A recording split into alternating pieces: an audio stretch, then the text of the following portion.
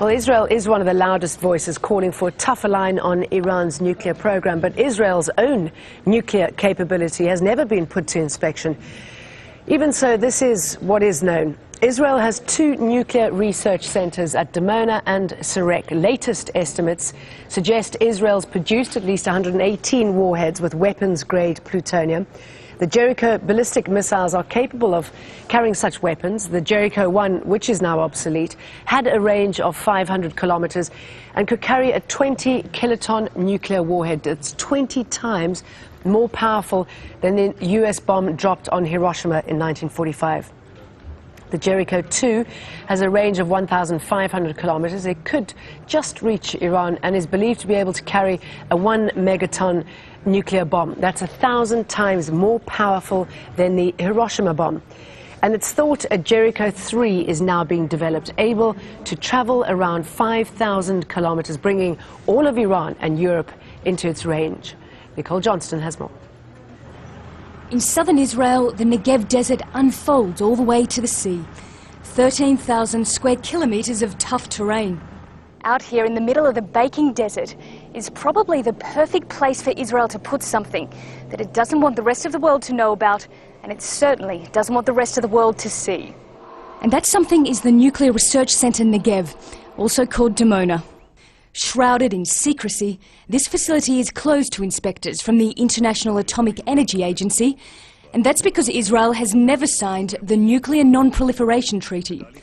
John Large is a nuclear expert and says despite the election of President Obama in the US, it's unlikely Israel will ever come clean about exactly what goes on at Dimona. You can't change the lobby, the industrial military complexes of America, that incredibly powerful political group.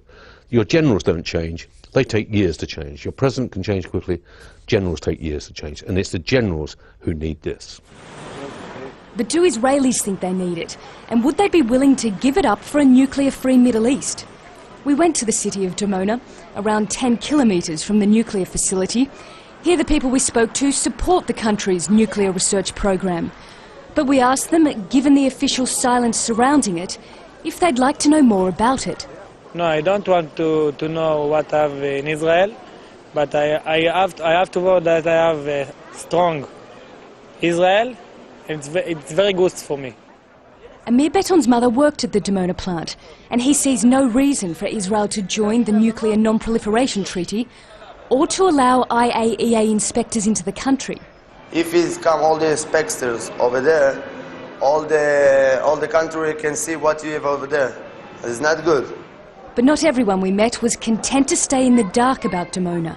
I think some more information about it would be good. I think it'll be progressive. I think it'll be very essential if we get a little more information. That way we can know what we're dealing with.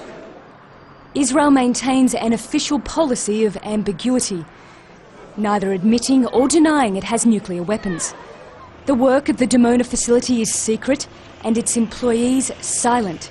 Analysts say Israel is not developing its nuclear program on its own. So clearly to maintain and develop its nuclear weapons and its missile and delivery system requires overseas help. And that overseas help, although it's clandestine, clearly has some sort of state assurance behind it. The city of Dimona is as close as you'll get to Israel's research centre. And while the West focuses on Iran, Israel's nuclear program goes on unchecked, far from the spotlight. Nicole Johnston, Al Jazeera, Dimona.